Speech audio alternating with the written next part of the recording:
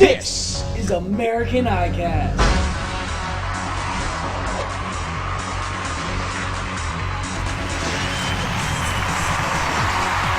Oh, thank you, fake crowd. You're so wonderful. Thank you, everybody.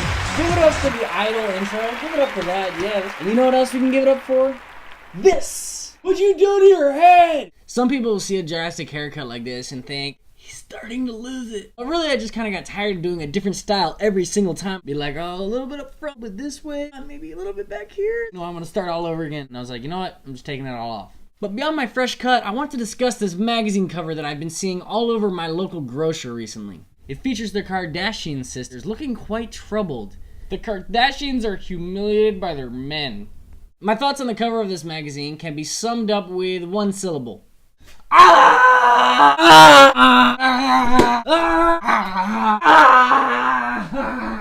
I think it's time we got real. We're getting real. Who are the Kardashians, really?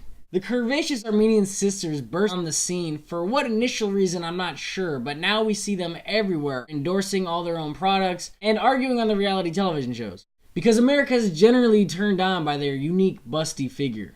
Okay, America's turned on by Kim's unique busty figure. So basically they're famous for nothing more than being loud, obnoxious reality TV stars. Okay, you know what? I get that. That's the society we live in nowadays. I've made peace with that. But how are you going to tell me that professionally athletic men that they've locked down are embarrassing to them? Does Lamar humiliate you, Chloe? Does it embarrass you that he dominates on a hardwood nightly basis with the Los Angeles Lakers? Is Reggie embarrassing you, Kim? Because he's not willing to jump into a stupid Hollywood marriage that's ultimately gonna just end 2 to 3 years down the road anyways, or until his playing career ends, whichever happens first. Are you embarrassed, Courtney, by your guy, Scott, whose nickname was STD?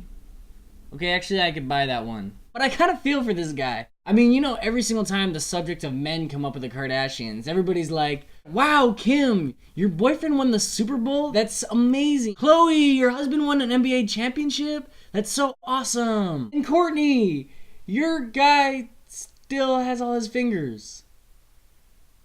Yeah. I mean, he's probably a little lazy, has a dirtbag pass or whatever, but there's really nothing he could possibly do to keep up with the other men in the Kardashian family. Even mom is married to a former Olympic champion, albeit several plastic surgeries ago and a whole lot more respectability.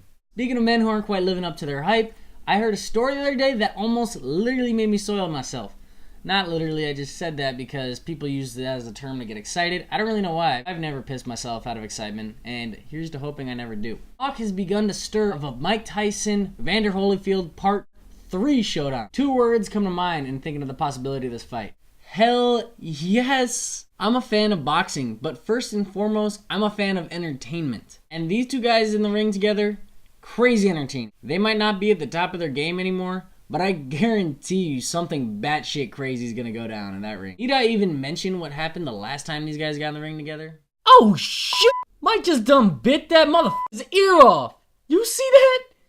Damn! You cold as ice, Mike. The best part of this fight is that both of them will be fighting for a much needed paycheck. Tyson and Holyfield are both flat broke nowadays. That's why they're dusting off the boxing gloves in the first place. You could pretty much get Mike Tyson up here doing anything for you nowadays. Set aside like $500 to $1,000 and you could probably get Mike Tyson to show up to your party dressed as a birthday clown and kidney punch your annoying next door neighbor that always puts his trash cans behind your car. All this talk has me saying something that I don't think I've said in about 5 to 10 years. I really can't wait for this boxing fight. Now I'm just gonna wait for the promoters to get involved and mess up any chance of the fight actually happening. You know, the same thing that happens to every boxing fight nowadays. If you guys are looking for a good meal after the fight, I know a couple sisters who are in the market for some physically imposing men in their lives because their current men are far too embarrassing for them. Seriously, somebody should set these guys up with the Kardashians. Mike Tyson will give you a reason to feel humiliated. And finally, I've been pondering recently.